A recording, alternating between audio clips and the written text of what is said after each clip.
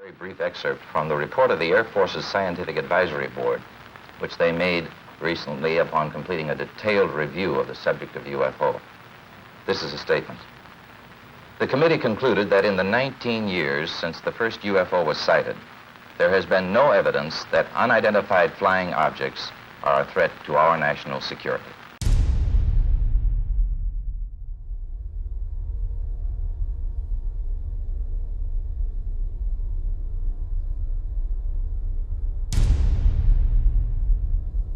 آنها گفتن یوفو هرگز یک تهدید نیستن. نیروی هوایی ایالات متحده این تضمین رو به من داد که یوفوها هیچ تهدیدی برای امنیت ملی نیست. جان اف کندی. اما اونا هیچ وقت نگفتند آنها وجود ندارن.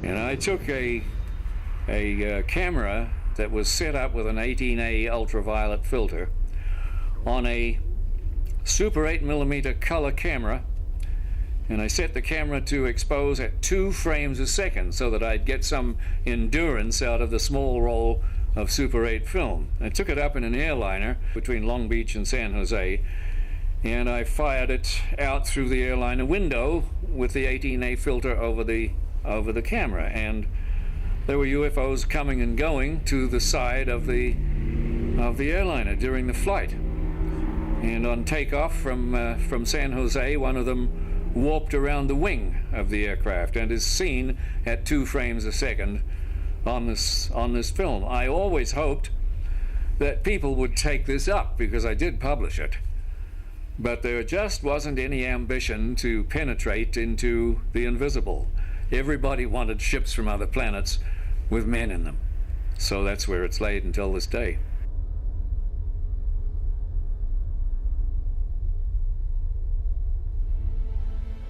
There are 3 events in UFO history that have made this motion picture possible. In the 1950s, Trevor James Constable unlocks one of the mysteries of UFOs. With the aid of infrared photography, he discovers the fact that some UFOs are invisible. By using infrared film in his cameras, he discovered UFOs that exist in a light spectrum that cannot be seen with the naked eye or photographed with conventional cameras.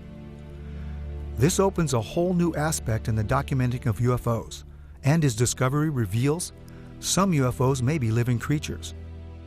He calls them critters. In 1994, Jose Escamilla discovers a phenomena called rods, a life form invisible to the naked eye that we had never seen before. He also develops a technique for filming these life forms that exist in the realm of the very fast. He calls it sky fishing, using high-speed shutter settings on camcorders. In 1995, NASA stops airing live broadcasts from shuttle missions after UFO footage has been made public, creating a controversy about how much NASA really knows about their existence. Looks like you got an object right in front of you, Martin. Can you look out there? I'm not sure what you're talking about. Never mind. That same year, Martin Stubbs begins recording what will be 5 years and over 2,500 hours of uninterrupted live broadcasts from NASA's own downlink. Today, we have digital camcorder technology that enables us to capture UFOs in full color, high-resolution video. Invisible UFOs can now be captured in broad daylight by anyone. 2 camcorders of the same make and model are set up side by side.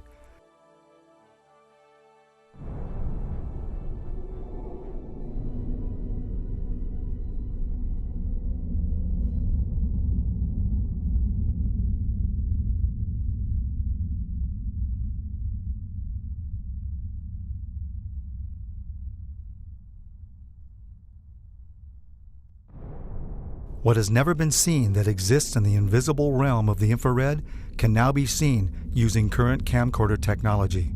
Within 15 minutes total that we saw the first group go by, it makes it all worthwhile when you're out there getting cold and a sore neck, looking up and just thinking if more people could do this.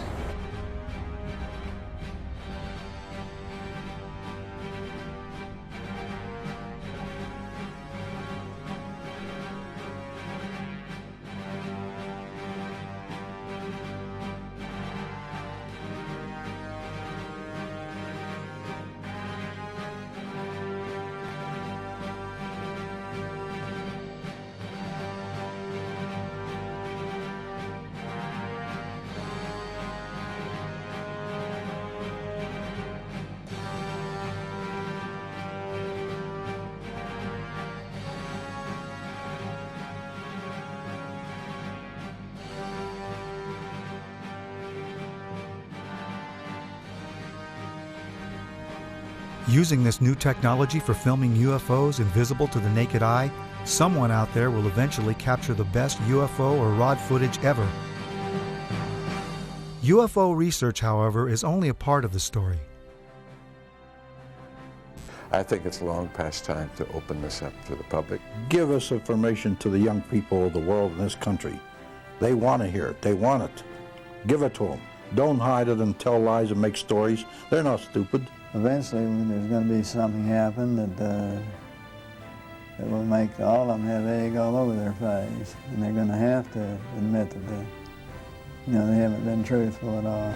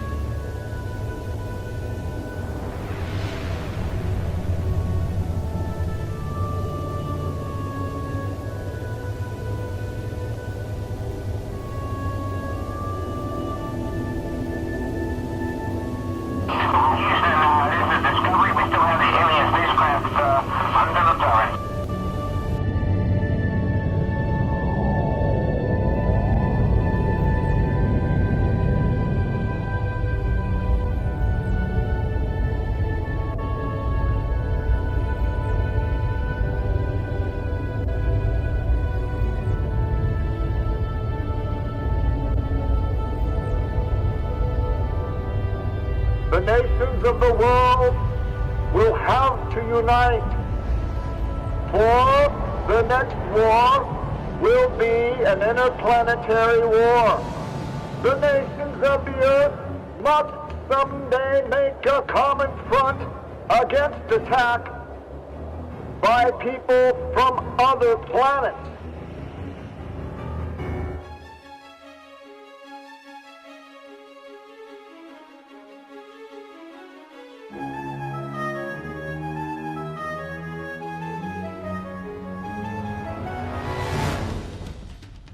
Anti-aircraft guns went into action against unidentified aircraft in the Los Angeles area, ordered by the 4th Interceptor Command at 2:25 a.m.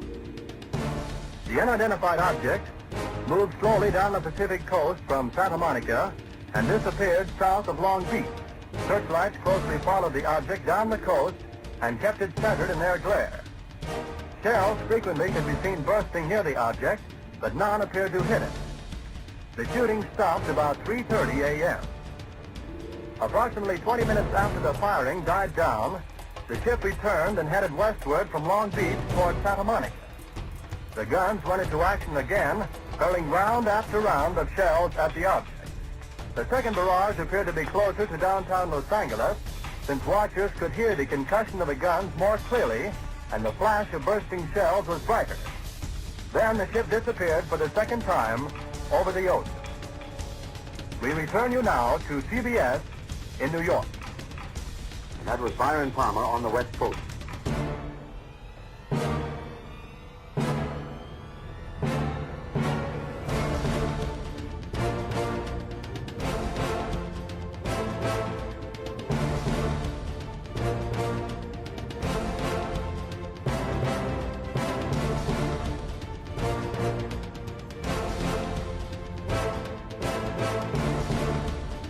Battle of LA was the first time that our military actually fired upon a UFO.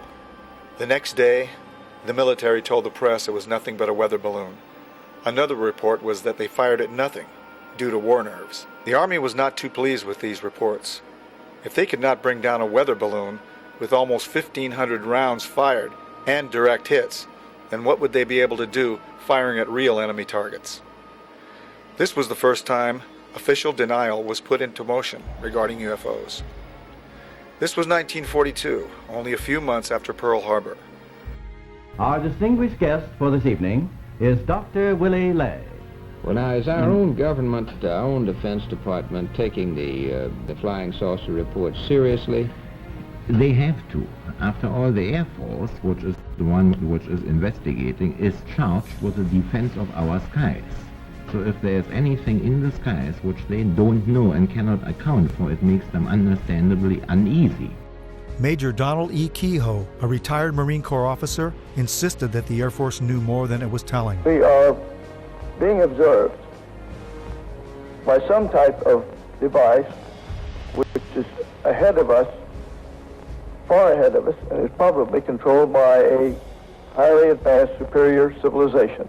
It has reached to the point where many people in the Air Force have the same conclusion. In fact, the Air Force at one time had a top secret estimate that these things were interplanetary spaceships. Right now, if you report having seen a flying saucer, you open yourself up to ridicule too, which is something which is deplored by the Air Force. In other words, members of our audience who might, for one reason or another, see a flying saucer can make the reports to the Air Force and be rendering a service now, yes, and not invite ridicule. Instead of being a subject for ridicule and a big joke, actually is a serious matter which could affect the lives of all of us. Actually, most people who report a UFO sighting are patriotic citizens who have been mystified by something that they've seen, and through a patriotic sense, report it to the local law enforcement officials or to the United States Air Force base near them. The first reports were brought in by quiet and sober citizens, like Frank Manor. I looked north of me, and looked like a fallen star. It was red and kind of coming down, and on about a 45, and so then I watched it, and I was going to see if it landed, and then maybe go down and see what it was. And when it got to the top of the trees, it stopped, and a blue and a white light come on it. And I looked at it, and I thought I was seeing things. Frank Manor's UFO remained over his swamp for more than 4 hours. His children saw it, his in-laws saw it, residents of the area saw it. And I saw it looked to be shaped like a pie. I could see the front of it. I just saw the round front, and I could see the light on either side. I just wanted to stay there and keep my eyes glued to it. I couldn't leave. But I can't fathom it because it seems so unreal. William Van Horn, Hillsdale's undertaker and civil defense director, also spotted the UFO and was with his Geiger counter the next day, checking a mysterious perfect circle where the UFO had been seen. No one photographed it, but Sergeant Newell Schneider of the Sheriff's Office remembered it well enough to draw it. No, it moved very rapidly at any speed, or rather any direction it wanted to go. Why it could change and go to the right or the left or go crossways without hesitating a bit. What do you think it was? Well, if they call it a flying saucer, that's what it is. The Air Force sent its chief scientific consultant on UFOs, Professor J. Allen Hynek, to check the Michigan sightings. Dr. Hynek agreed that the good citizens of Michigan had seen something in the marshlands. He thought they had seen marsh gas. They, as children on the farm, had many experiences with swamp lights, and that this was obviously the thing that it was, and they couldn't understand why the people in Michigan got so excited over swamp lights. Dr. Hynek's belief in marsh gases was not exactly welcomed by Ann Arbor Sheriff Douglas Harvey, who had some interesting things to tell me. Because if he's going to say it's marsh gases, I'll tell you now, in all due respect to Professor Hynek, he's all wet. I think this is a flowered up deal, because last night he was in my office, and this is what my statement will contain, and at 11 o'clock he had no statement whatsoever to make. He told me he had no idea what it was, but he said the Pentagon said that he had to make a statement tomorrow. He said, I don't know what I'm going to say. I see. So overnight he comes up with this theory. Right now, if you report having seen a flying saucer, you open yourself up to ridicule. Well, you can look at here. Look, beer bottles thrown. Look at my windshield. What would you think if somebody was throwing beer bottles at your house, stand out in the middle of the road screaming, you nut, you're fanatic, and all that? What would you think? You open yourself up to ridicule. Are you sorry now that you did tell people what you saw? Yes, I am. I'm sorry because not that it's not the truth, but it's just the idea, the reaction of the people. They think you're a nut. Tell you the truth, that's just what they figure you are. And I'm not going to take it no more. I don't want nobody down in here. I just leave me alone. You open yourself up to ridicule too, which is something which is deplored by the Air Force. Is deplored by the Air Force. Is deplored by the Air Force. And if the thing lands right there by that pump, I'd never say a word. And he got out and talked to me. I wouldn't tell nobody. That's just the way I feel. I'm bitter and disgusted in the whole matter. According to the United States Air Force, in following a policy which is set probably fairly high in the Pentagon, there are about 250 or 300 extremely incompetent airline and military pilots in this country. The airlines let them continue to fly even though they have reported UFOs. The Air Force has been accused from time to time of hiding information about UFO. What do you have to say to that, Colonel Taffy? Well, these charges are absolutely untrue. We have not been hiding anything. Now, this is not an attack on the Air Force spokesman or the project spokesman. They are simply following orders to explain away all UFO sightings as quickly as possible when they become public and deny that UFOs really exist. UFOs were fairly new, and even though there had been sporadic reports throughout the late 1800s and early 1900s, they were simply nothing to worry about. Flying saucers had been reported and photographed worldwide. They were not an issue because the sightings, although seen by pilots and close to Army bases, did not seem to pose any kind of threat. They were simply passed off as strange lights or sightings of atmospheric and weather anomalies by untrained civilians who were seeing things that were easy to explain. After the attack on Pearl Harbor, it became apparent that our military needed to control who or what flew into our airspace.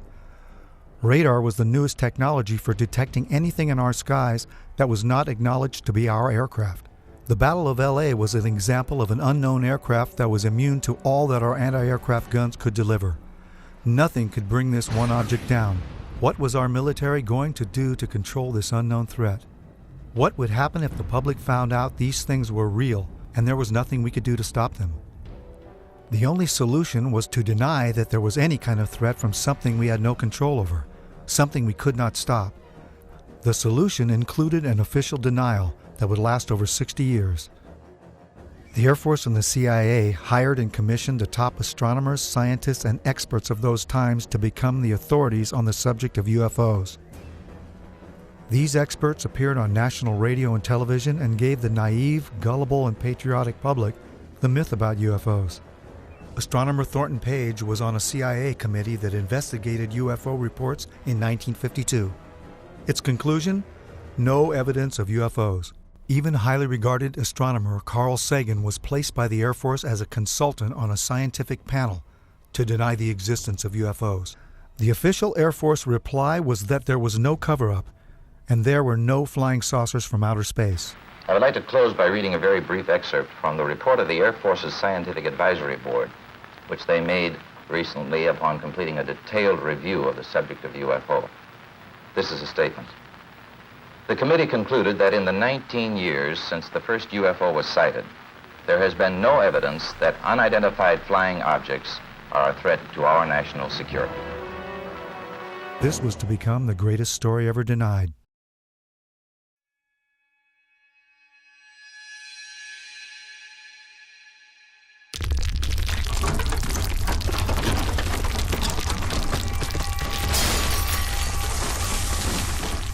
Like many other people in the Los Angeles area, my brother and I were devastated by the Northridge earthquake.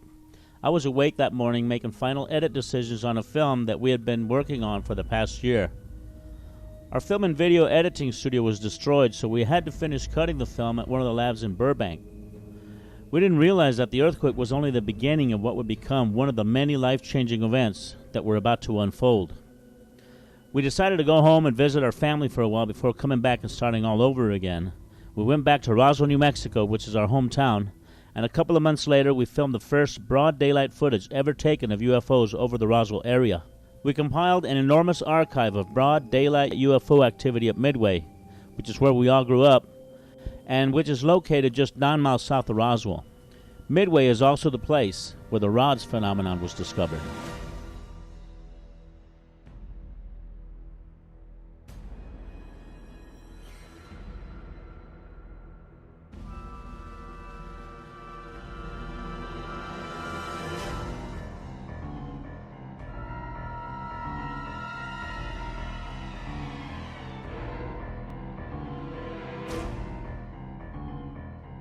You can see a rod coming in, and it's coming in like this outside of the water, and you see it hit the water, leaves a bubble trail, and enters. And there's about 3 or 4 of them that just zip by, and they're going just as fast as rods do in the sky.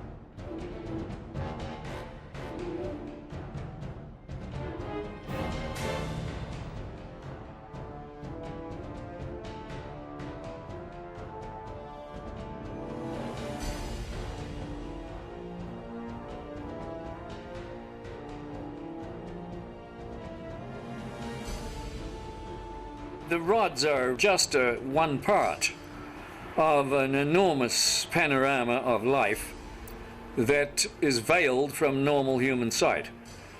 In the case of the rods, you found that by using an extremely fast shutter, you could slow down and objectify something that would otherwise elude the photographic process. They would be gone before they could be put on a frame. But that doesn't mean that they're not there. It just means that you need a device, an apparatus that will remove an optical limitation that you have. We don't reject the microscope because the microscope intensifies the power of human sight. Without it, the world of the microbe would not exist. But that wouldn't alter the fact that our entire environment, our entire living scenario, is really conditioned upon what happens in a domain that we cannot see directly. In my opinion, the same thing applies, and this will be verified in years to come, at the upper border of nature. But I realized at this point that it's very secret, that it was kept secret, because I asked him, what are you going to do with this piece of information?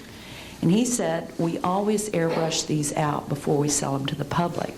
So they're pesky little creatures appearing on this photograph they wanted to get rid of. This is a fact of the matter. We were really not sure after John flew whether or not there were critters, living critters out there somewhere. Critters that were captured by NASA on that mission STS-75 in 1996. In all my considerable experience of the entire UFO scenario, I have never seen and never expected to see footage like that. And least of all did I expect to see it on film that, or tape that had been exposed by the government in a NASA mission. The shuttle Columbia in this mission was equipped with a very sophisticated and expensive ultraviolet camera. It was sensitive to the near ultraviolet. And when they were up at 300 miles above the atmosphere, they launched from the Columbia a small satellite with a tether. Not long after it was launched, the tether broke. We'll record steadily the whole break and coil back to the tether. Copy, Claude. We go. Again, this is a view of the satellite. Well, if it had to break, it did it in the right place. And you see on this astonishing film, you see the satellite go drifting far astern of this orbiting Columbia. The tether, which is 12 miles long, straightens out into a long white line, which you can see as plainly as could be. Columbia and the satellite now 77 nautical miles apart. Now, while this is all going on, a whole covey of UFOs, perhaps 36 of them, manifest to this ultraviolet camera, and they begin moving around, circulating, looking for all the world like something in an aquarium tank. The satellite, again, just moving into sunrise. Now, Houston, of course, down on the ground, is getting this feed from the Columbia, and they ask the astronauts in the shuttle, what can they see? What is it they can see? You guys getting the image? Franklin, we see a long line, a couple of star-like things, and a lot of things swimming in the foreground. Can you describe what you're seeing? Well, the long line is a tether, and there's a little bit of debris that kind of flies with us. It is like a brilliant white bar. It looks like a neon sign, and it's 12 miles long. Now, what this does is give you a sort of cosmic ruler by which you can get an idea and an estimate of the diameter of the UFOs that are flitting around down there. Now, when you see them go behind the tether, that means that you can use that tether like a ruler to measure their diameter. And those things that are down there going behind the tether are between 2 and 3 nautical miles in diameter.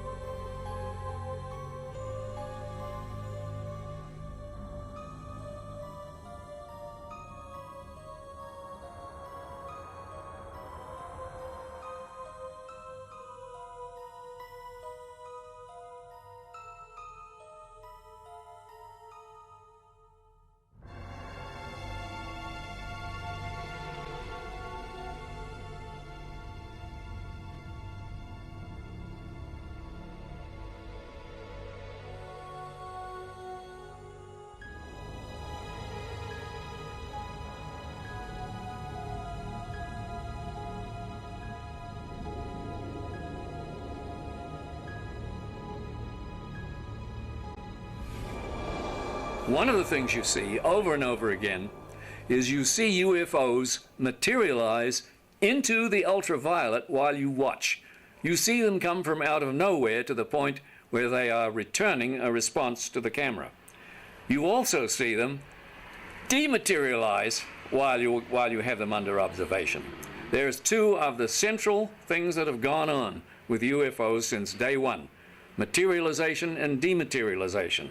It's going on in this film, 300 miles above the Earth, photographed by your government with your astronauts superintending the whole thing. Charlie, completely unzoomed, and you see the full extent of the tether. Columbia, Houston, that's a much better view, a lot more contrast.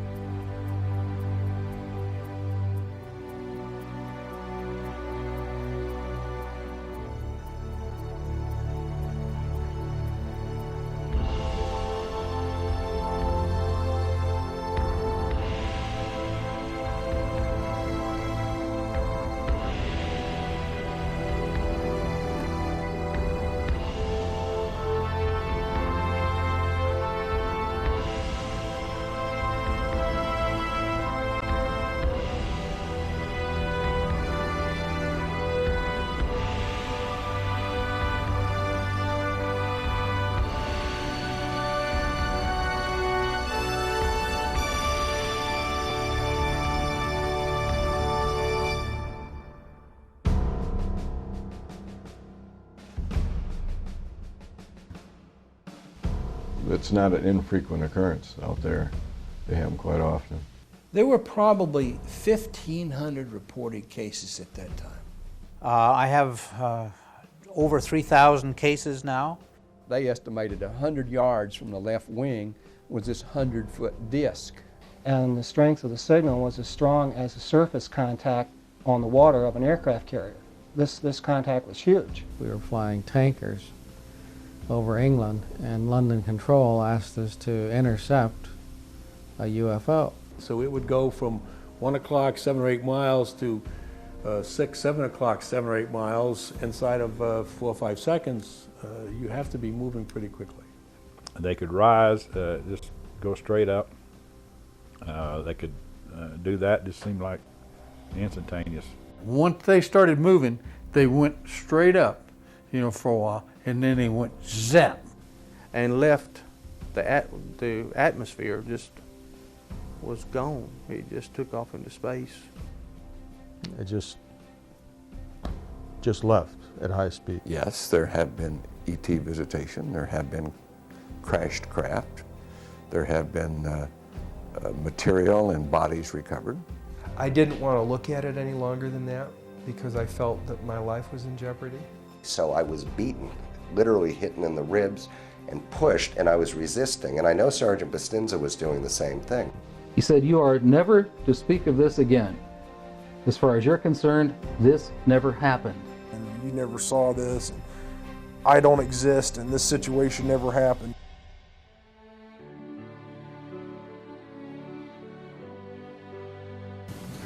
We are here today to disclose the truth about a subject that has been ridiculed and questioned, denied for at least 50 years. The reason we are coming forward now is that we are asking for the U.S. Congress and for President Bush to move towards an official inquiry and disclosure on this subject. Morning, ladies and gentlemen. My name's Clifford Stone. I was a Sergeant First Class, United States Army. My name is Dwayne Arneson. I served 26 years as a communication electronics officer in the U.S. Air Force. My name is John Callahan. I'm a retired FAA employee. I was the division manager for the Accidents, Evaluation, and Investigation Division. My name is Don Phillips. I was in the United States Air Force and had worked with certain intelligence agencies of the United States government. These are people who have been inside the CIA, NSA, NRO, Air Force, Navy, Marines, Army, all divisions of the intelligence and military community, as well as corporate witnesses, contractors to the government. My name is Dan Willis. My name is George Filer III. My name is John Maynard. My name is Donna Hare. My name is Carl Wolf. My name is Harlan Bentley. My name is Mark McCandlish. And these are folks who have been involved in so-called black budget or covert unacknowledged projects. These unacknowledged special access projects are taking in at least $40 to $80 billion per year. And they are sitting on technologies that can change the world forever. My name is Charles L. Brown. My name is Michael Smith. My name is Robert Solis. My name is Carol Rosen. I have had grown men weep who are in the Pentagon, who are members of Congress, and who have said to me, what are we going to do? And I'm prepared to tell the story in front of Congress, and it is the truth. And I will testify under oath before Congress that what I'm saying is the truth. I'm prepared to go to Congress, to swear before Congress that everything I've told you people and everything that is here is the truth. These men and women have come forward and they have their credentials, they can establish who they are, and they have been first-hand witnesses to some of the most important events in the history of the human race. I'm willing to testify to the truth of all these matters that I've spoken about this in front of Congress under oath.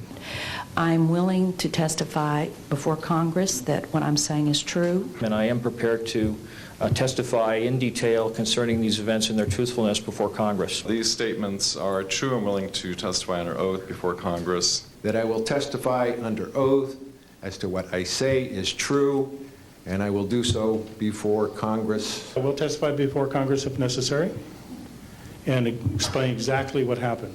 And I will testify before the Congress under oath about everything I have said and more. I have personally briefed a sitting director of Central Intelligence, James Woolsey, President Clinton's first CIA director. I have personally briefed the head of the Defense Intelligence Agency, the head of Intelligence Joint Staff, members of the Senate Intelligence Committee, many members of Congress, members of the European leadership, the Japanese cabinet, and others. And what I have found is that none of them are surprised that this is true, but they are uniformly horrified that they have not had access to these projects.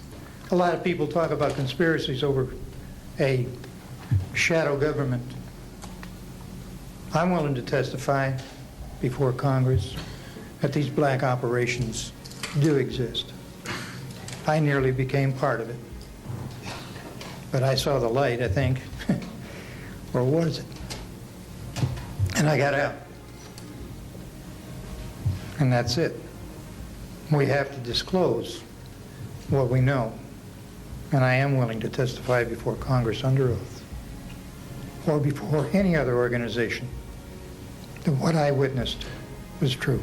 This whole project of bringing this out in the open will probably take other people too. But myself, I'm 73 years old, and I've had a good life and no regrets, and I've loved this country, and I've been a Christian all my life since I was about 11 years old, and so I believe God wants this known, and I believe the cosmos wants this known. I know we're not alone in the universe. I know that the absence of evidence is not evidence of absence. It's evidence that has been denied to the American people.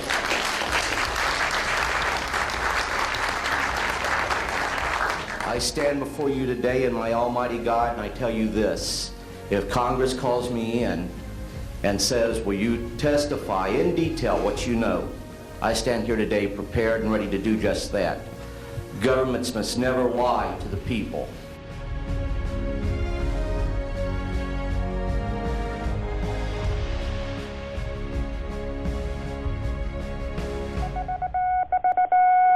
Headline edition, July 8, 1947.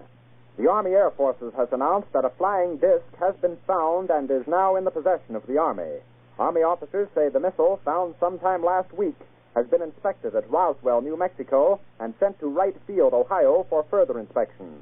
The whole project was get as much information and technology out of these crafts as fast as they could, and to steer the news media off on some crazy idea that these sightings were created by college pranks and balloons and meteorological problems. And a lot of the information was siphoned off by the CIA and the National Security Agency and people at ONI, Office of Naval Intelligence. It was the first time I'd ever seen anything like this before, and all eyes were just peeled on that particular thing. And when he told us what it was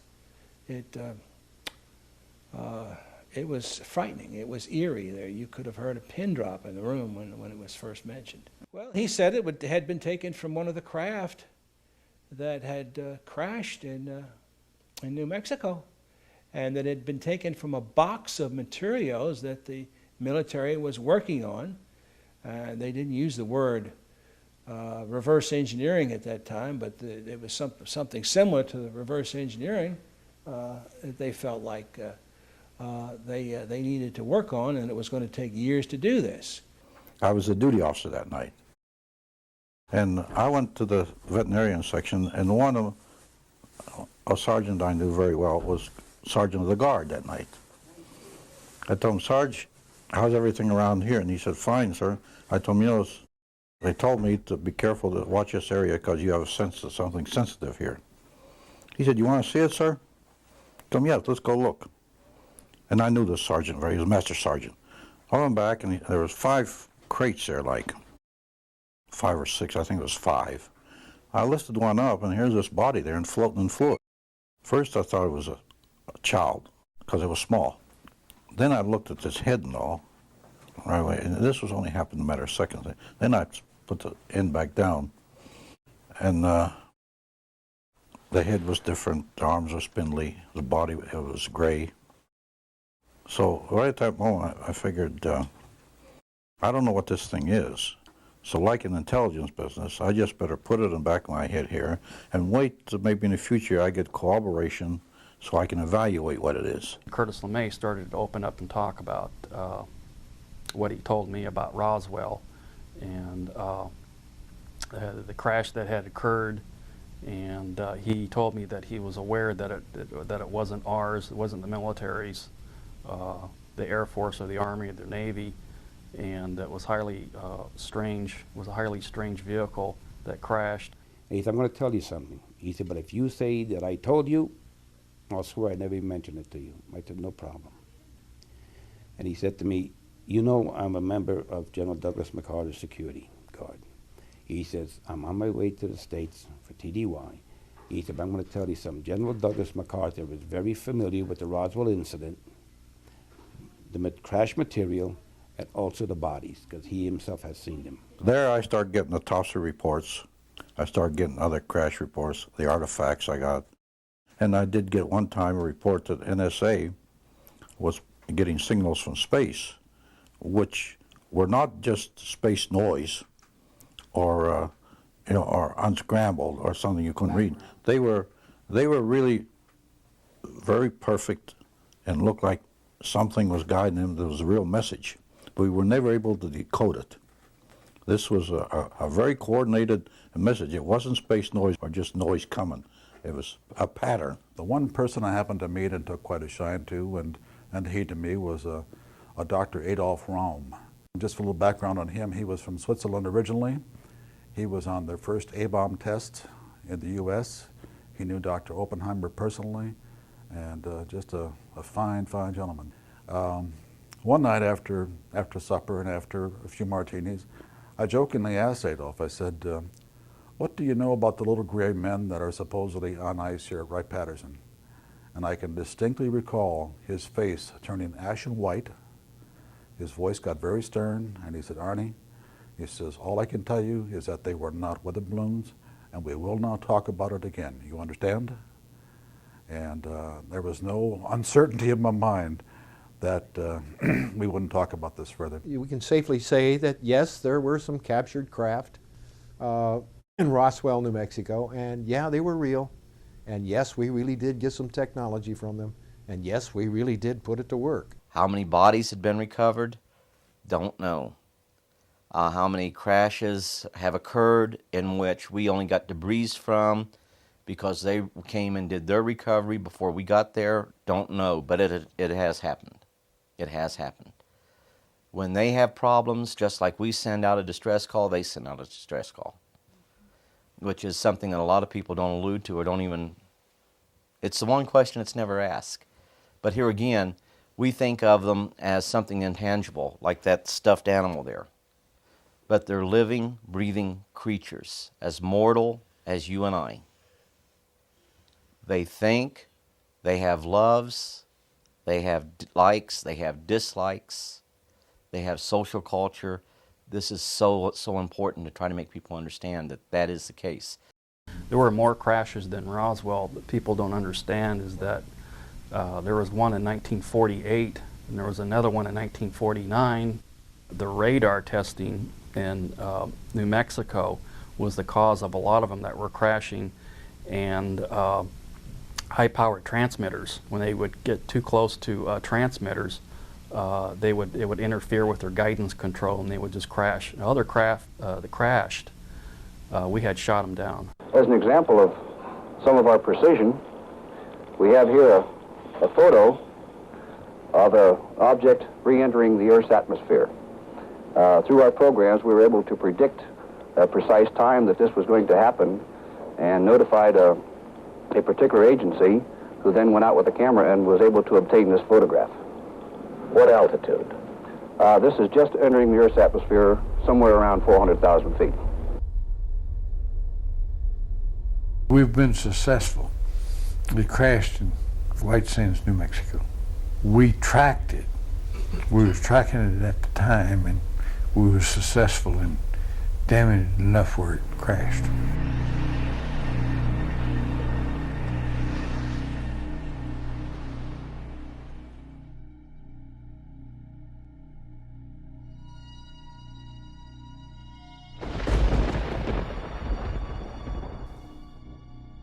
I can verify, corroborated by the people that I have worked with and do work with now. He made a comment that was really funny at that particular point. I didn't really connect it with anything until later. He says, "You have no idea at all what we're about, do you?" And I told him, "No, sir, I don't." He says, "Well, someday the technology will be out there that has been totally back-engineered." Went right over my head at that particular point. When we gave the information out, we gave it out, and and insisted they take the patents. But also we put a little bit of a requirement on there. Requirement, feed it back to us for the competitive edge of the Army. Take the patents, make all the money you want, but give it to the American people and give it to the world. The Japanese, they interviewed me, and I told them when we put the integrated circuit out, we also gave it to you. He also had fiber optics laying there. They didn't know what these things were. They figured they were wires of some sort, but didn't know how they operate. The interesting thing that shows you that we have not achieved the point of where these fiber optics are is my dad would also hold them in his hand, and when he closed his hand around them, the ends would be glowing. So this means they contain their own energy. Okay, well, why would you need a fiber optic system in a spaceship? Well, okay, if suddenly everything in the vehicle suddenly becomes mass canceled, and even the electrons become mass canceled, it means that all of the telemetry that's going through your system is going to go out of haywire. It's going to be like suddenly the system goes through a phase change and everything's superconducting. Why use fiber optics? Because photons have no mass, supposedly. So they're unaffected. So it means that any information, any telemetry that you send back and forth to your computer, it doesn't matter if the computer functions at a superconducting level because it just makes it faster, more efficient, smarter. But you want to be able to control the aircraft so it doesn't crash. And what's the best way to do it with fiber optics? A second innovation involves the delicate task of monitoring composite surfaces against pressure, stress, strain, and chemical decomposition. This is often achieved through a series of Bragg grating sensors located along lengths of fiber optics which are embedded into composite materials. However, NASA has increased the sensing locations exponentially from what is currently available. Applications for the macrofiber composite are almost limitless.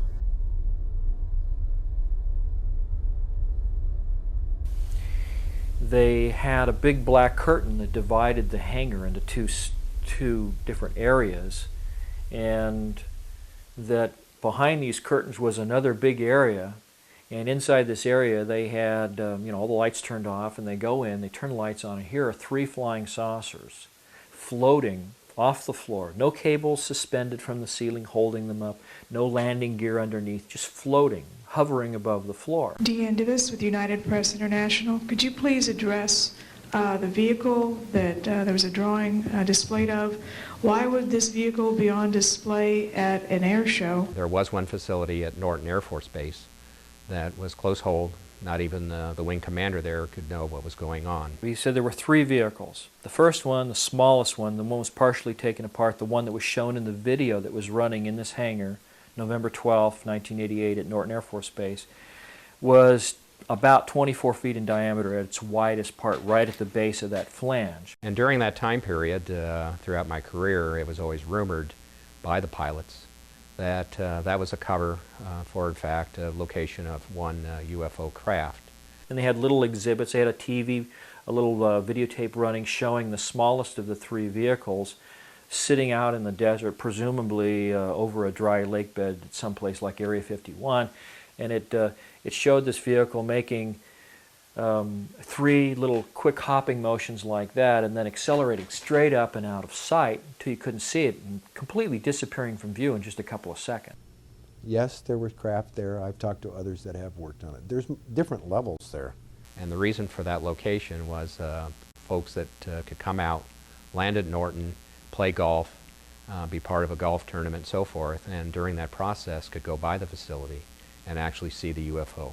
So obviously, this is a vehicle that not only is capable of flying around through the atmosphere, but it's also capable of going out to space and collecting samples. And it's using a type of propulsion system that doesn't make any noise. As far as he could see, it had no moving parts, didn't have any exhaust gases or fuel to be expended. It was just there, hovering. In a few instances, I can say there are clearly over-unity electromagnetic devices, things that produce more electrical energy out than in. This is an alien reproduction vehicle, and just to be clear, this means that it is based on advanced anti-gravity and zero-point energy propulsion systems. The next biggest one was 60 feet in diameter at the base. There are corporations such as SAIC, Lockheed Martin, Northrop, and others that deal specifically with this issue, with advanced energy and propulsion systems connected to UFOs. And I think that what has happened, from the best we can tell, from insiders that have briefed me for now about 8 years, is that we have lost control of these projects from a constitutional law perspective because the infrastructure within military intelligence and corporate channels is so well funded and so complex and labyrinthine that there are compartments within compartments within compartments, and people who are in the Congress who make inquiries, and in fact President Clinton, when he made inquiries, were simply denied access, as you heard earlier that President Carter was denied access. Oh, by the way, and the largest of 3 vehicles was about 120 to 130 feet in diameter. I mean, that's massive when you think about it. It's just huge. The reason it's called alien reproduction vehicle is that it's based on the study of extraterrestrial vehicles, but it is manufactured by human military intelligence, aerospace contracting arrangements. We are not in Kansas any longer.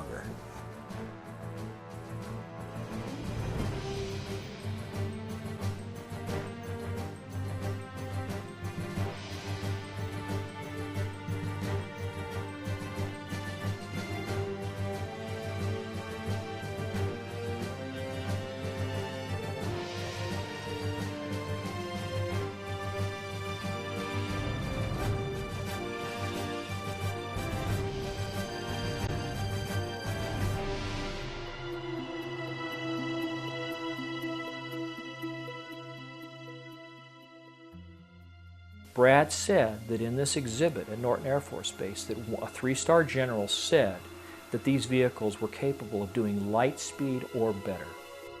I think they made a mistake at Roswell. Rather than admitting it,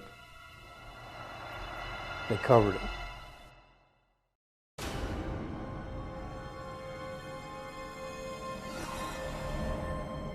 Gemini 7 here, Houston on your 8. One's clear, 7, go ahead. Compose you at 10 o'clock high. This is Houston, say again, 7? I said we have a bogey at 10 o'clock high. Roger. Gemini Control here again.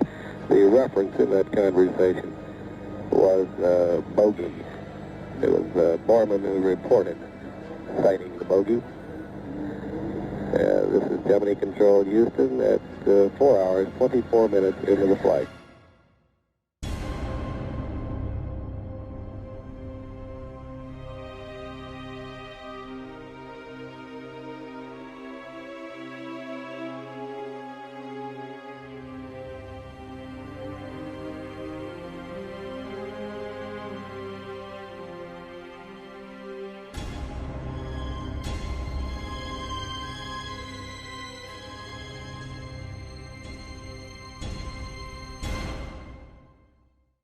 Our moon is an object that exists in our immediate space. For years, there have been anomalies recorded such as mysterious lights, flashes, and objects that have been seen by astronomers here on Earth. NASA released a compilation of these recorded reports prior to the first moon mission. In 1962, Carl Sagan spoke on the possibility of discovering alien artifacts on the moon, stating that forthcoming photographic reconnaissance of the moon from space vehicles, particularly the far side, might bear these possibilities in mind.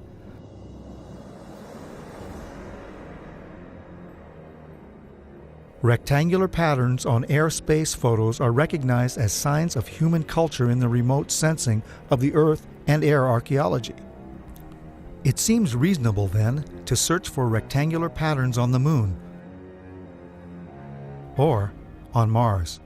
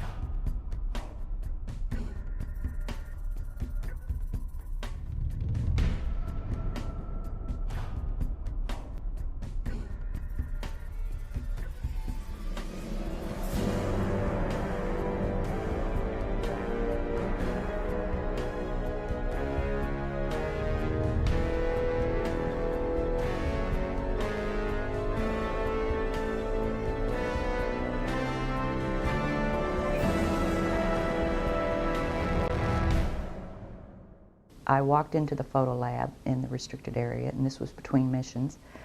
One of the gentlemen I had been friends with, and I still talk to occasionally, he pointed to one area of this mosaic. It was one panel of a mosaic, and I looked, and in one of the photo panels, I saw a round white dot. And at the time, it was very crisp, very sharp lines on it, and I said to him, what is that? Is that a dot on the emulsion? And then he's grinning, and he says, dots on the emulsion don't leave round shadows on the ground. And there was a round shadow at the right angle, at the correct angle, the sun shining on the trees. I saw pine trees. I didn't see a coastline. I don't know where this was. And I said, is this a UFO? And he's smiling at me, and he says, I can't tell you that. I can't tell you that. What I knew he meant was, it was, but he couldn't tell me. So I said, what are you going to do with this information? And he said, well, we always have to airbrush them out before we sell them to the public. In 1965, they had problems with a piece of electronic equipment that was bottlenecking their production of photographs. I was taken into the laboratory where the equipment was malfunctioning. A airman second class was in the dark room at that time. About 30 minutes into the process, he said to me in a very distressed way, by the way, we've discovered a base on the backside of the moon. And then he proceeded to put photographs down in front of me, and clearly in these photographs were structures, mushroom-shaped buildings, spherical buildings, and towers.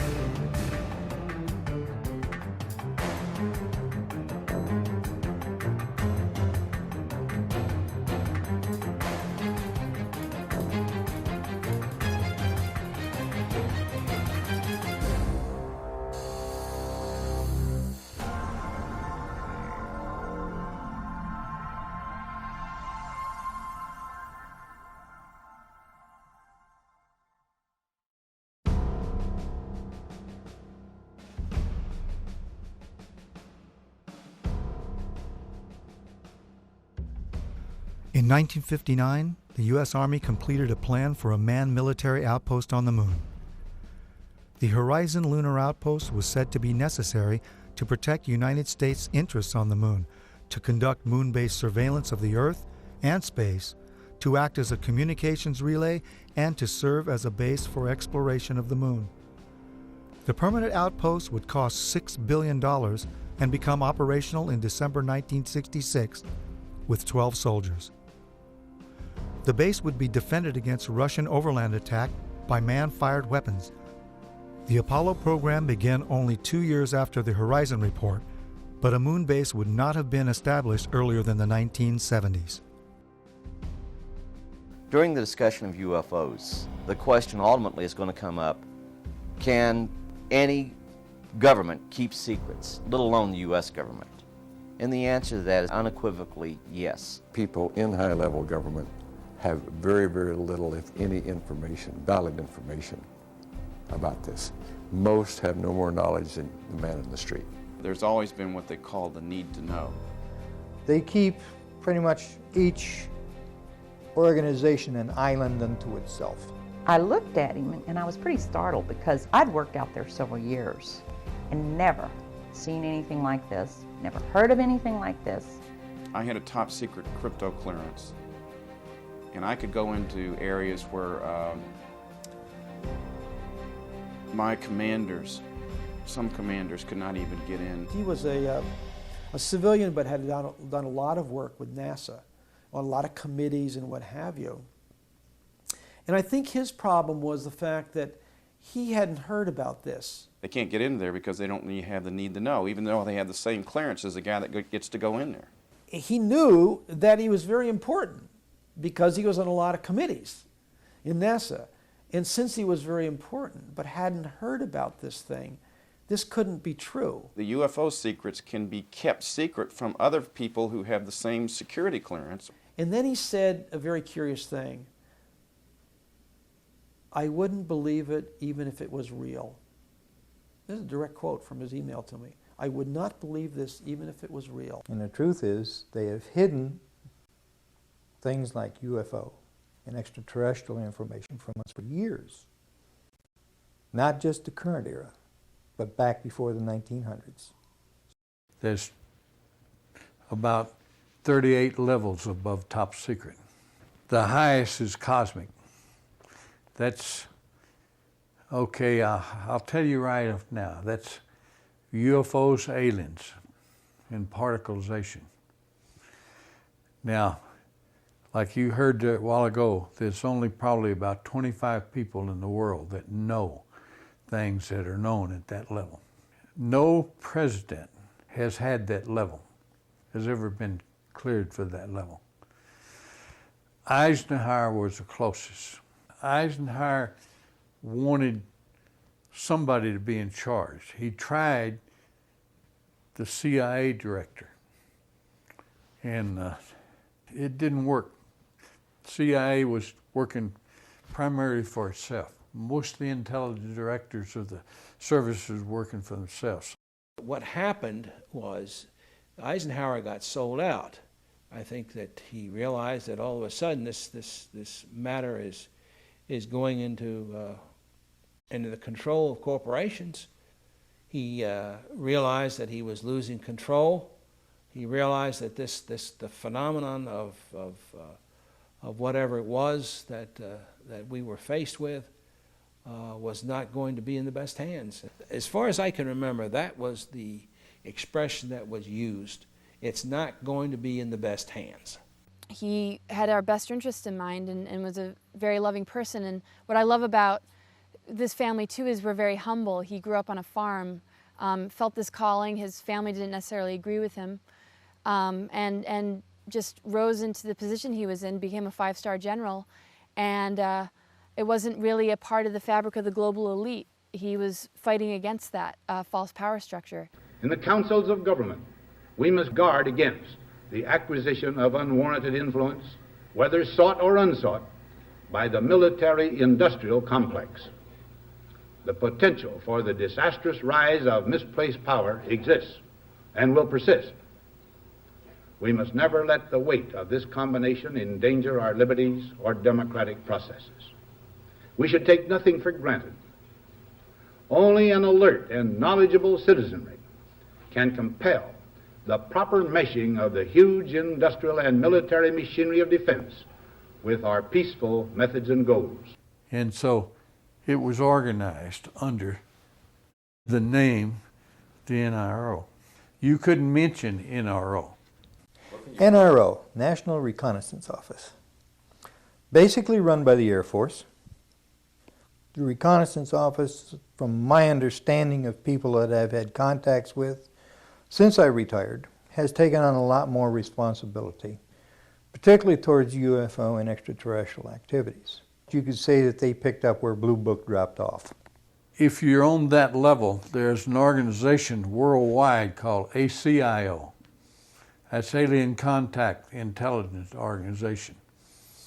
If you pay your dues and you follow the rules, you can benefit, your government is allowed to benefit from that organization's information. Henry Kissinger headed some sort of a study group back in the 50s to study the ramifications of this information if it had leaked through a credible source. In fact, Jimmy Carter was not brought into the loop. They, for some reason, the group, the control group, they don't trust the guy for some reason. They don't trust Jimmy Carter. They were afraid that he would come out and make statements, blanketed statements to the news media. I was contacted by Ms. Marcia Smith, who was the director of the Science and Technology Division of the Congressional Research Service.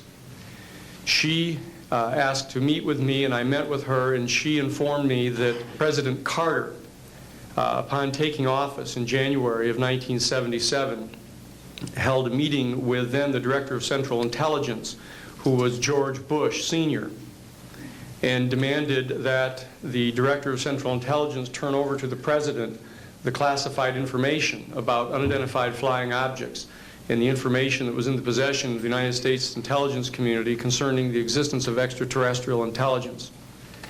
This information was refused to the President of the United States by the Director of Central Intelligence, George Bush Sr.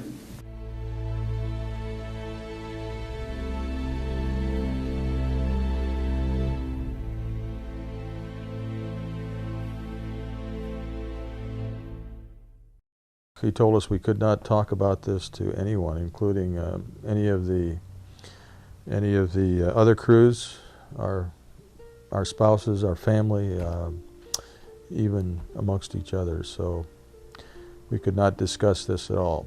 In the military, they do ridicule you, because I was ridiculed a few times.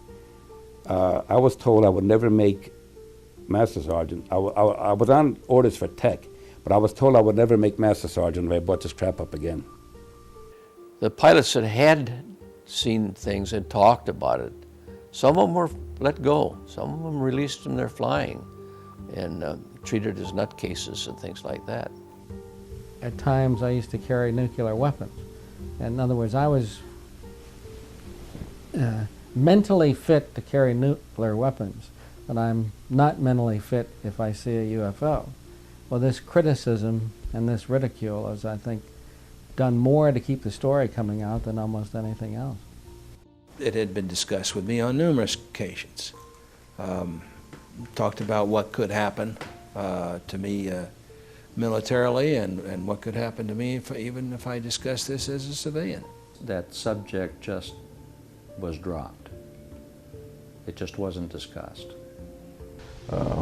Anything to discredit you, and you'd never get a promotion, and I'd spend the next 3.5 years up at the North Pole living in a tent checking the weather balloons. I've made no money from this. I've got nothing but pain and suffering out of it, out of talking about it. I've been harassed at my home. This was used against me partially in losing a job once in teaching. I've had a hell of a time after I've told this story, but I continue to tell the story because I think it's important for people to understand that this sort of shit goes on in the government. He was sorry he wrote the book. He was sorry he exposed the family to the ridicule, to the lawsuits. It's been very tough on our entire family. He did not want to die, leaving us with these problems. Just hope that the future people such as yourself and me will know what to do with this type of knowledge that this man brought forward. I do say that he is the first man to come forward in a high capacity.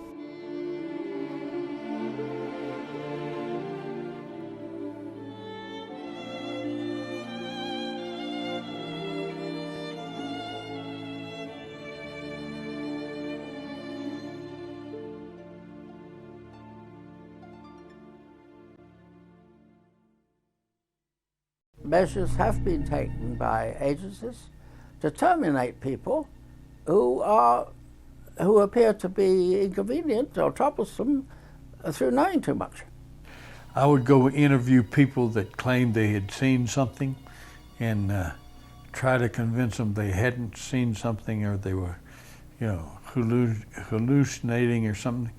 Well, if that didn't work, another team would come in and give all the threats and threaten them, their family, and so on and so forth. And they would be in charge of discrediting them, make them look foolish, or so on and so forth.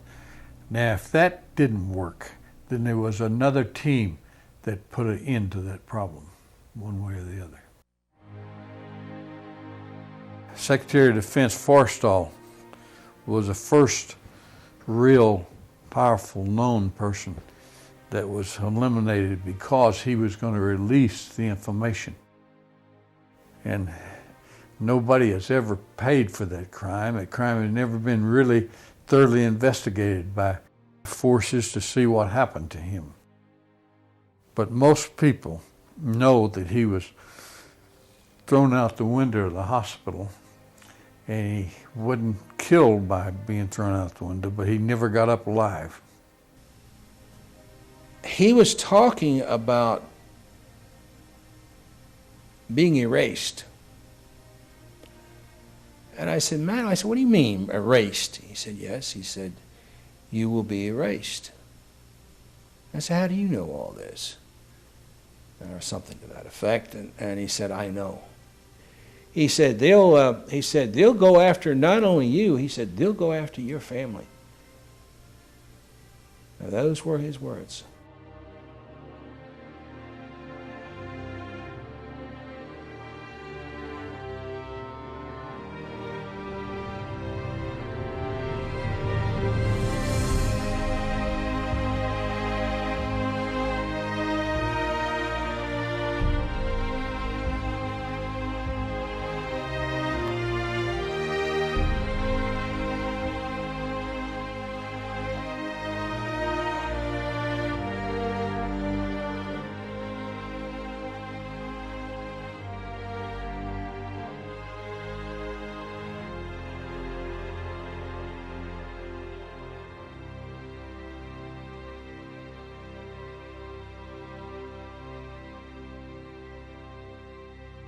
And they're yelling at me, and they're hollering and cursing, and you didn't see anything, and we'll do you and your whole goddamn family. And they're it was basically that for about 8 or 9 hours. These guys, they're just off on their own.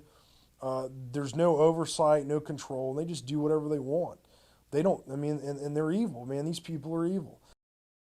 Basically, it's an oversight group intermingled with the National Security Council and the National Security Planning Group. They have full control. They have no congressional oversight whatsoever. They answer to nobody except for the President of the United States. But they're trying to push it aside away from the President. When I was a corporate manager of Fairchild Industries in 1974 through 77, I met the late Dr. Werner von Braun in early 74.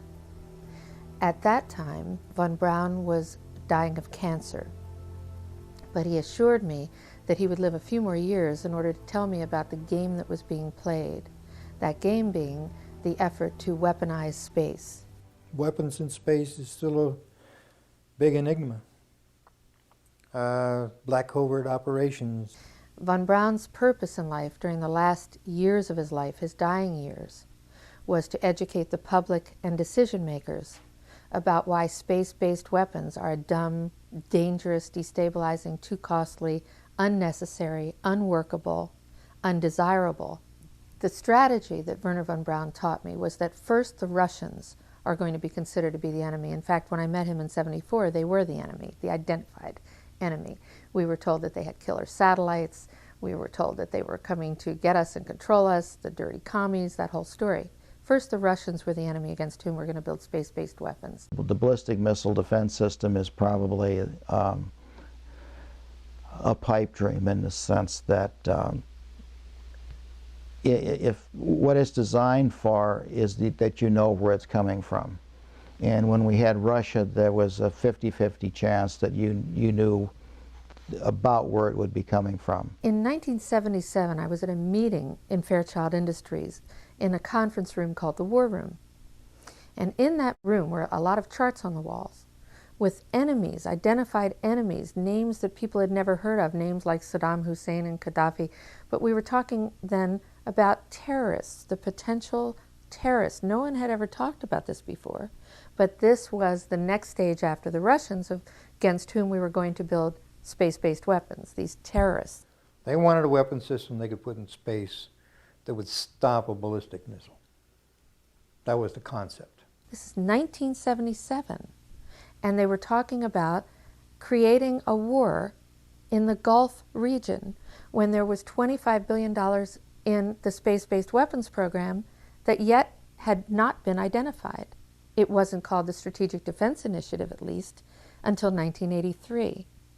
This weapons system then had obviously been going on for some time that I didn't know anything about. When Star Wars was brought out as an idea, which was before Reagan actually, and incorporated into his administration, it became pretty much a window dressing, as one people would call it, but there was a lot of truth behind what they were trying to do. They knew the basic principle of what they wanted to do. So I stood up in this meeting in 1977 and it said, I'd like to know why we're talking about space-based weapons against these enemies. I'd like to know more about this. Would somebody tell me what this is about? Nobody answered. They went on with this meeting as though I hadn't said anything. We heard a lot about terrorism. Then we were going to identify third world country crazies. We now call them nations of concern. With the rogue nations we have today, it's absolutely ludicrous. But he said that would be the third enemy against whom we would be needing to build space-based weapons. And the next enemy was asteroids. Now at this point, he kind of chuckled the first time he said it. Asteroids, against asteroids we're going to build space-based weapons. So it was funny then.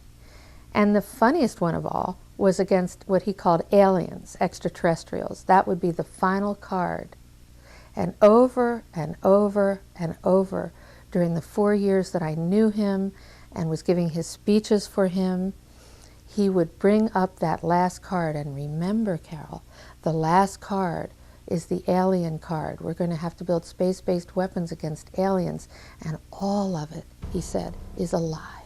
Well, if they were hostile, my own knowledge is, and feeling, I don't know about all of them, is that we could have been, with their weaponry as it might be used, it could have destroyed us a long time ago. If beings can travel in time-space, then anything we would put in orbit as a weapon would be like going against Genghis Khan with a firecracker.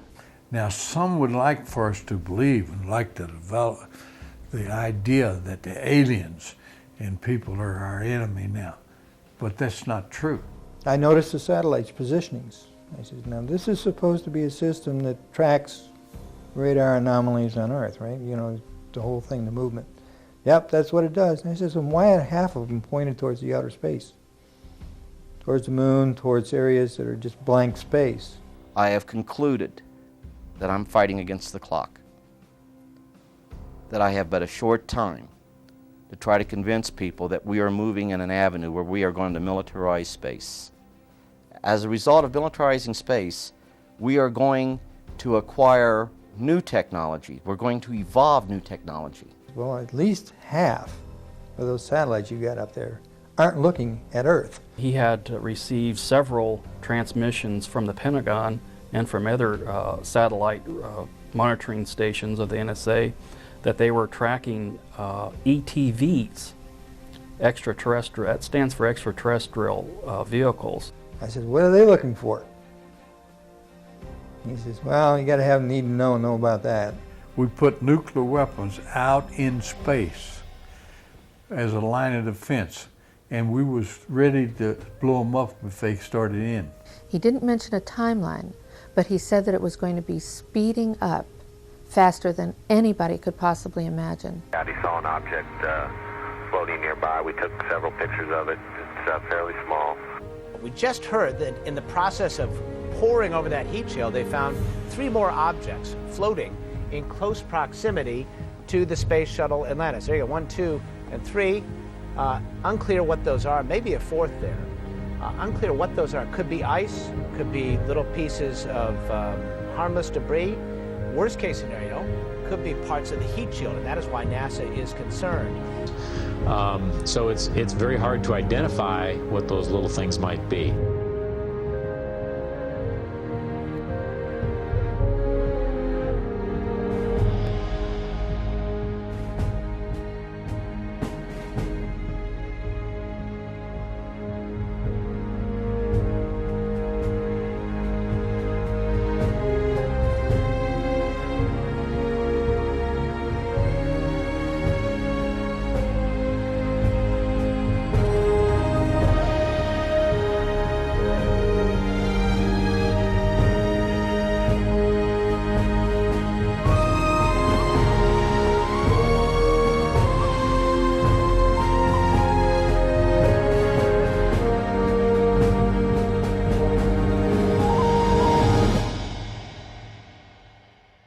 We are going to acquire new technology. We're going to evolve new technology that's going to lead us into interstellar travel. As a direct result, we will become a threat to them unless we spiritually grow also. And in a memo that I wrote to President Bush, I've stated that this campaign will persist until our goals are met, and they are as follows. That we have open, honest hearings on the subject in the U.S. Congress, that there be a permanent ban on the weaponization of space or the targeting of any objects of extraterrestrial origin, that there be a full and complete study of classified technologies connected to this subject, specifically technologies connected to UFO and extraterrestrial vehicles, if declassified and used for peaceful energy generation and propulsion, would solve the looming energy crisis definitively. You don't need cars unless you got an internal combustion engine.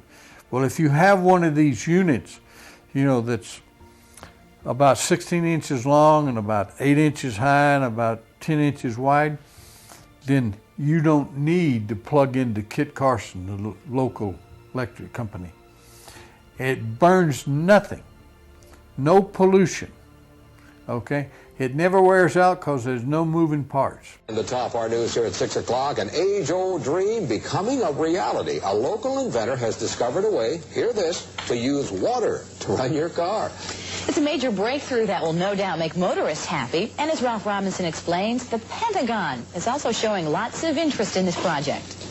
Water has always been considered a precious commodity, but Stan Meyer's invention may make it even more valuable. He has developed what's called a water fuel cell. It has taken the place of his old gas tank. The water fuel cell breaks down water molecules into oxygen and hydrogen. The hydrogen is used to run his dune buggy. I don't care if you use rainwater, well water, city water, ocean water. If you don't have any fresh water, go ahead and use snow. If you don't have any snow available to you, then use salt water because there's no adverse effect to the fuel cell. Meyer started working on this project 4 years ago. He's not a scientist. He isn't even a chemist. In fact, he never graduated from college. Myers was determined, he says, to design something to protect this country from oil embargoes. And we have calculated that if we take the dune buggy from Los Angeles to New York, we would roughly use 22 gallons of water. The Pentagon flew a lieutenant colonel in last week to look at Meyer's invention. There's talk of possibly using it in the Star Wars defense program and to run army tanks. Myers is currently perfecting a water fuel cell for cars. It will cost about $1,500. He says it won't need any maintenance, and you won't have to replace it. It'll be at least 2 years before the fuel system goes into mass production. The day it happens will be one the fuel industry hates, but it'll put a smile on the face of those who've had to say at one time or another, fill her up.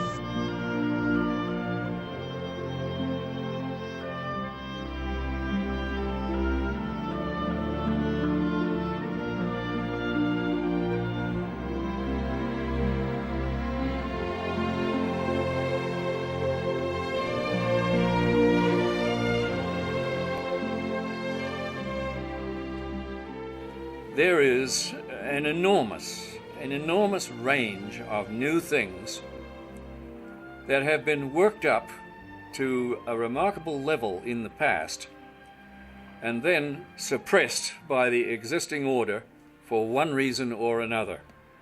Either they're incompatible with classical ideas, or they upset strong financial interests, or whatever it may be. In the past, great things have been done by gifted humans. They are, in a sense, the vehicles of God Almighty in bringing this stuff into the world. And none of it has ever reached public use and public currency because of this dictatorship of the knowledge systems of the world. Video, and in particular projects like this one we're on now, they reveal that you can do to these seemingly ancient discoveries what was not possible or feasible 50 years ago. It was simply beyond technical capabilities, and the means of distributing what you discovered were all in the wrong hands. Nowadays, the internet has put all that to bed. You can't do that anymore. You know, humanity is going to have information no matter what.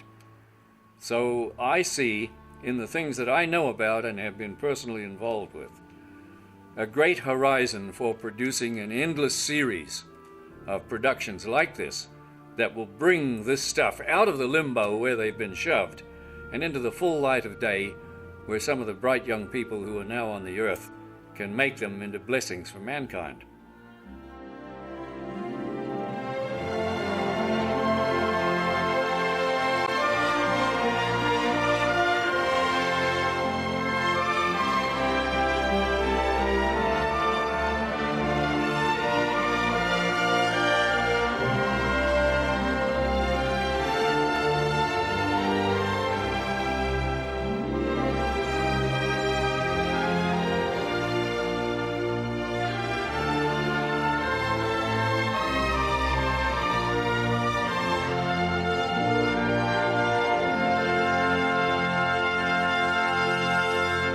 I have concluded that it's based on a few people making a lot of money and gaining power. We have cartels. We have a whole set of cartels in an area, interlocking corporations, and behind this we have a few people who are quite wealthy and who own most things. It's about ego. You know, everybody's trying to be the big monkey. It's really as simple as that. Who's control of petroleum of the world? A lot of people think that Iraq, Iran, and so on and so forth. They don't. We control it. Us and the British interest and the world interest. Well, some people refer to this the secret government. I would say that in terms of profiting from the status quo, big oil, there are certain geopolitical and financial infrastructures that would not welcome a definitive replacement to the fossil fuels. So what we get is the great Armageddon everybody's been dreading. It's about a few people who really are playing an old, dangerous, costly game for their own pocketbooks and power struggle. People in power right now don't want us to know is that this free energy is available to everybody. I will tell you, and we can prove this with other scientists who are ready to come forward, that we already have a complete replacement for any fossil fuels or ionizing nuclear power plants. We don't need them, we haven't needed them, probably have not needed them since the time I was born. The quote cover-up of this issue that has been going on for the last 50 years is probably the biggest single threat to our democratic society. This is the greatest strategic threat to survival of the United States and in fact of civilization itself. It still bothers me that I've seen all this, I know all this, and like I'm walking around like with the answer and nobody wants to ask the question. I think it's time for us to act to end this charade. It's definitely time to make this disclosure on this. It's been kept secret too long. One of the things that I'm upset about is that good people are forced to do illegal things, and I believe that this information should be given to the American public. It's the discovery of the lifetime of humankind, isn't it? To find out that we're not here alone. People are walking around in a daze. They have no idea what is going on. The fools may blow the world from other causes, don't misunderstand me, but they're going to blow it from this cause. A shadowy government with its own Air Force, its own Navy, its own fundraising mechanism, and the ability to pursue its own ideas of the national interest, free from all checks and balances, and free from the law itself. Whatever activity is going on, to the extent that it is a clandestine group, a quasi-government group, a quasi-private group, it is without any type, as far as I can tell, of high-level government oversight. And that is a great concern. We have contact with aliens not originating from some foreign country, but from some other solar system. And I have been a party to that.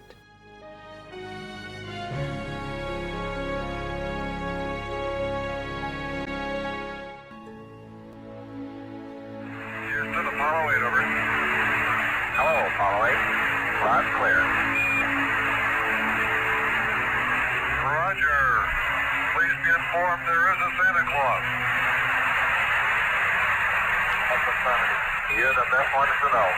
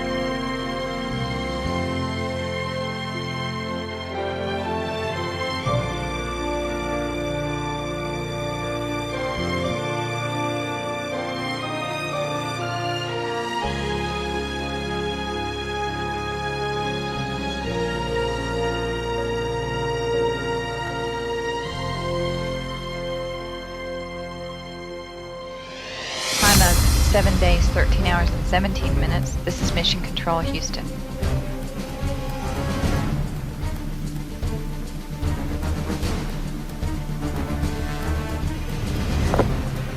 The Mir space station is now visible on the far left-hand side of the screen, about an inch from the bottom of this particular picture.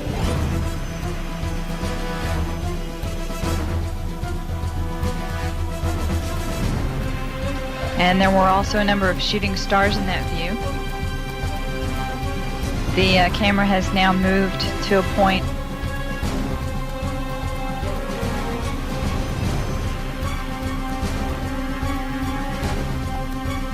Okay, the Mir space station is the small flashing light in the center, about an inch from Camera Charlie on a monitor. the left-hand side of the screen. It's slowly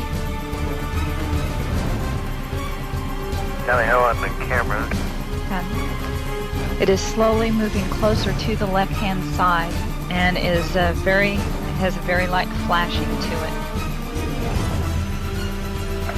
We think on the middle of the screen, way to the left-hand side.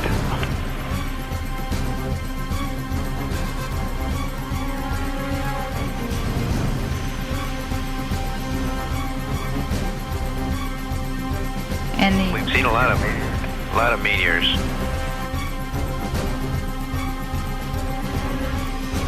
The streaks that are shooting across the screen are meteorites. In other words, shooting stars.